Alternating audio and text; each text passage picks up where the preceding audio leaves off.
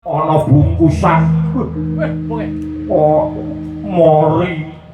Waduh, tak kira pocongan.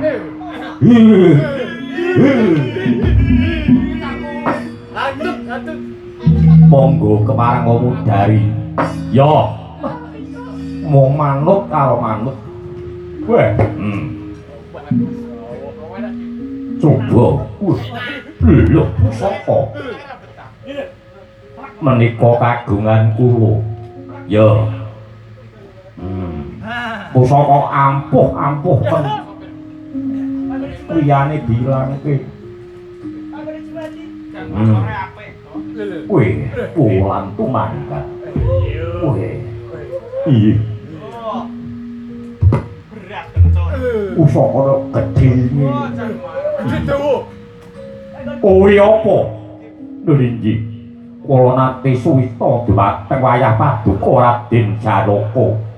Menika naminipun Kyai Pasopati Hardo Dedali. Pasopati Hardo Dedali Nrinji. Lah sing siji mau ingkang setunggal menika naminipun Kyai Pulanggeni Pasopati Hardo Dedali. Waduh, putuku nggih.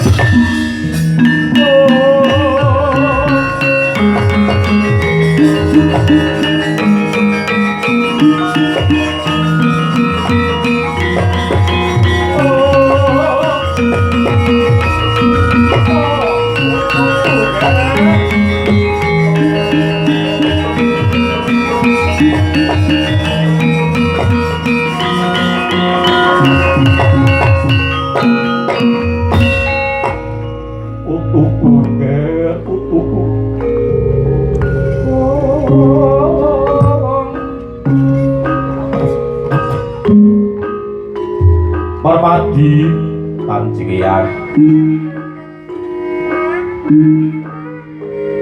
Ampun kandha karewan sinten-sinten panandhaning Pandhawa namung ngentos sing lebet ing Bang Pratonggapati saya medal saking wetan. Pandhawa badhe luwar sateman saged makempal dumateng negari Ngamarta mbangun warga ing Ngamarta sapetahipun ya. Yo. Aku ora mangsani. Ayo putuku nggih. Dina semengko munggal marang rata. Ingkang yakang bakal ngusiri marang kowe nggih.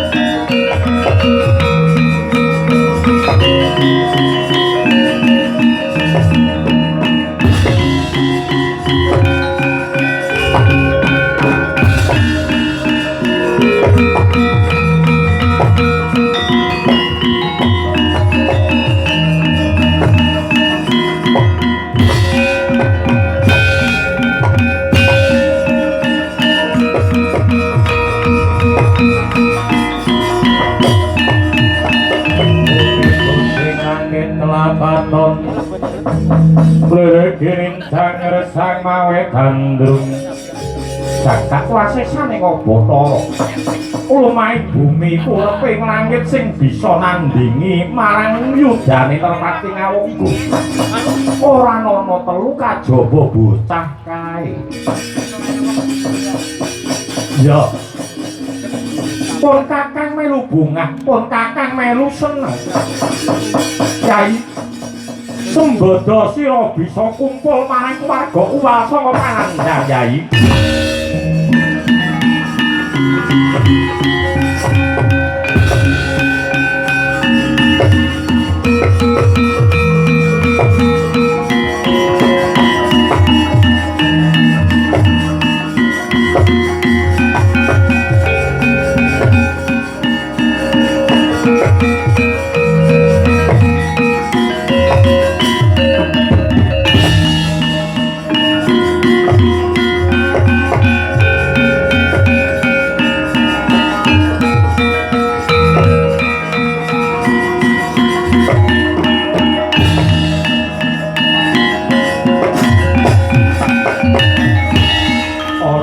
saka kaya wong sungkem lah kae putuku ya tak tampa nggih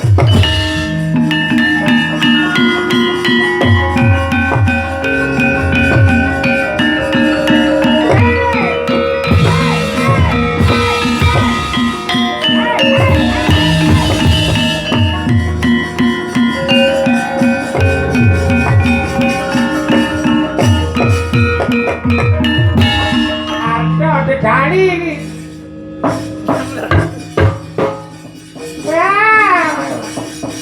wah lah yang ngono bocah wandu kae wah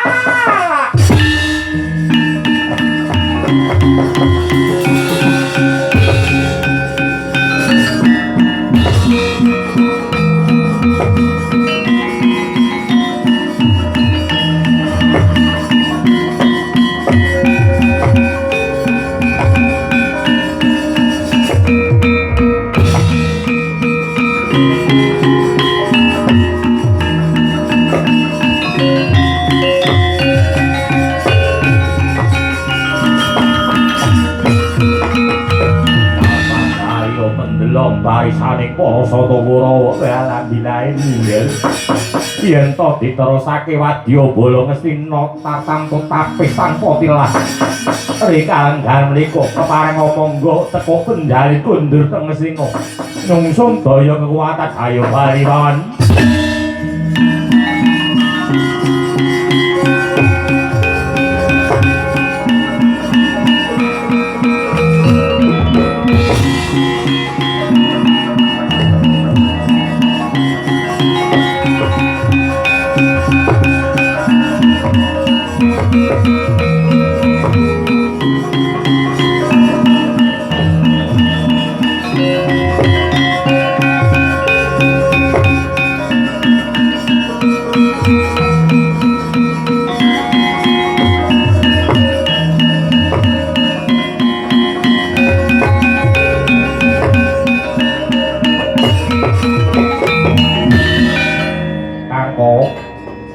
tinimbalan dawuh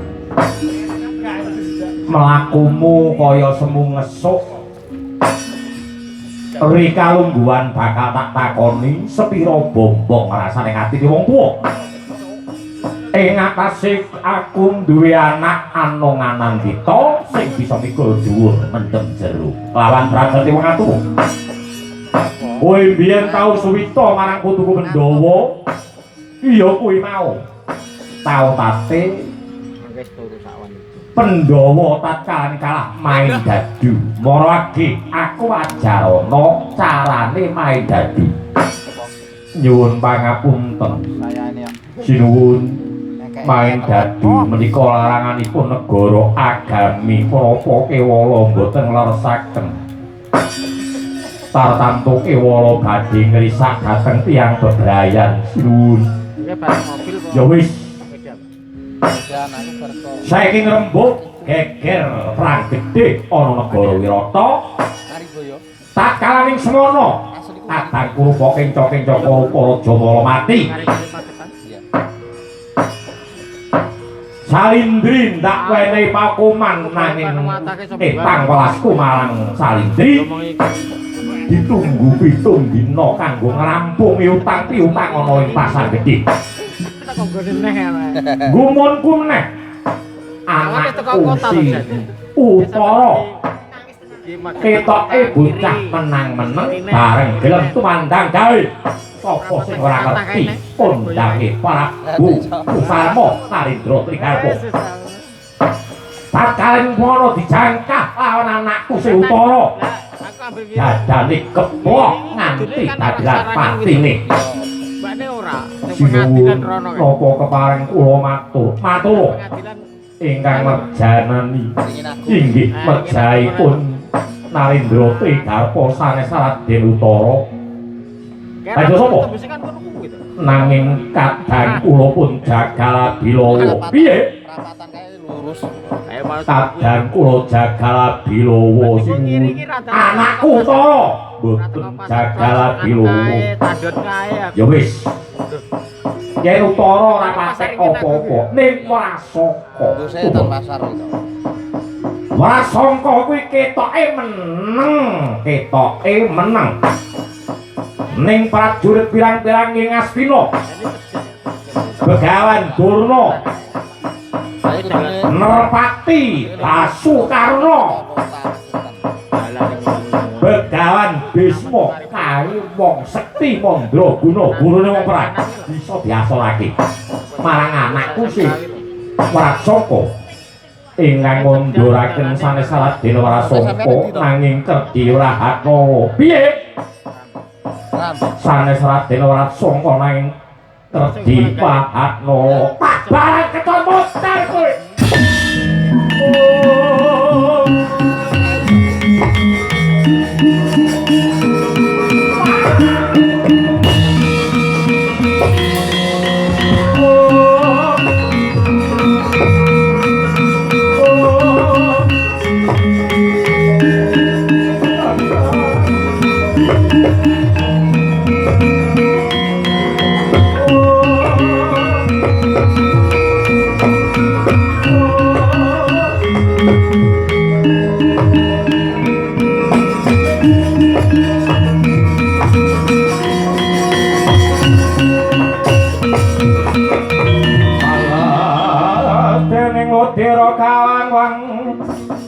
Kekono bangsa mirat kasrepaning mungsa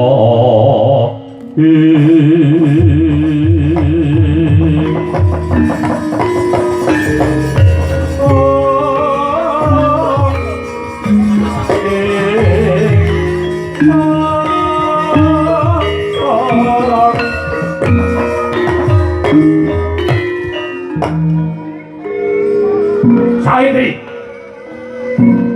Arep apa?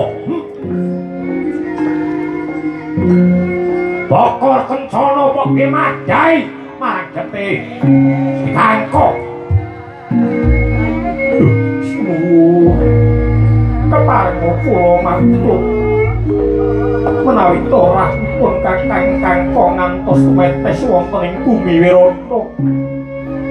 Tanpa kewala tur tanpa dadi negari Wirata. Akebut dewa ora piye? Saindri, wektu wis entek kanggo kowe. Kesabaranku wis entek. Marang kato saka negara Wirata. Yayi, ora ana gunane ana kene Yayi. Ayo.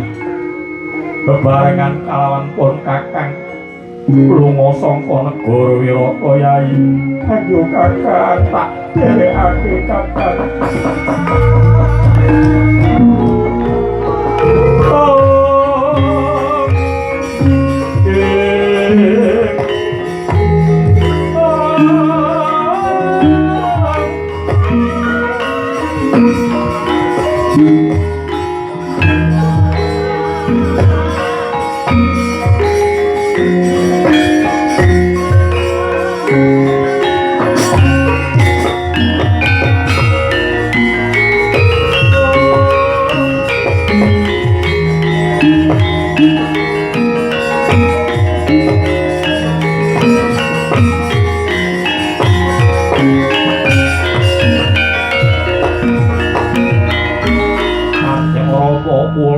putra para sangga kang soranak.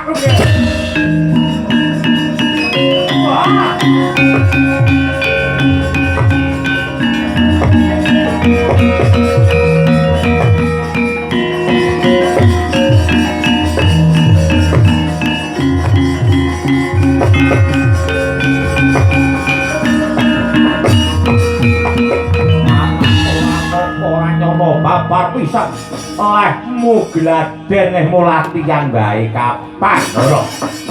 Oi iso ngundurake marang wong negara Singa. Waduh Kanjeng Rama. Nyuwun pangapunten Kanjeng Rama.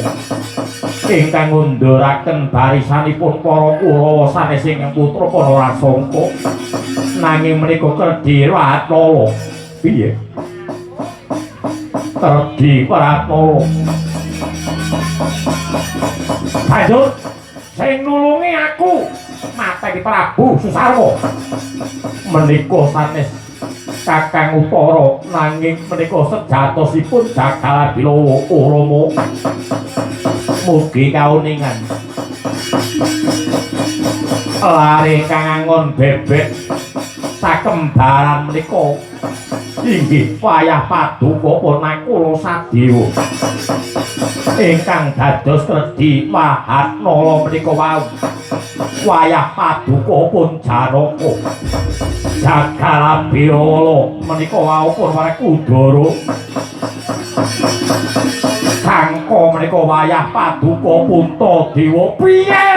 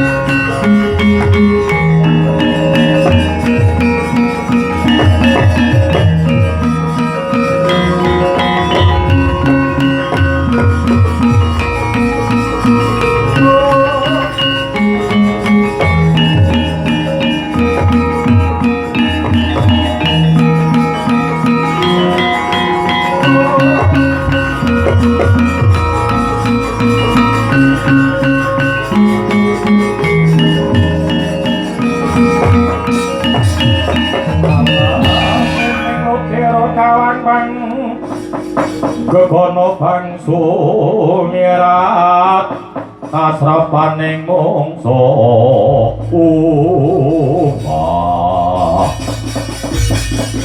Wonto dewa kakangku menapa siarah Gudras Gedhe Yai kaya ngene iki bot-bote wong awuh nandhang paukuman Yai dina semengko ngilanging wengi barengi jumeduling surya saka jagat wetan martandhani lamun hukumaning Pandhawa dadi wong buangan 12 taun lawase dedelikan setahun ora konangan marang para Kurawa tegese Pandhawa wis bisa kumpul Yai.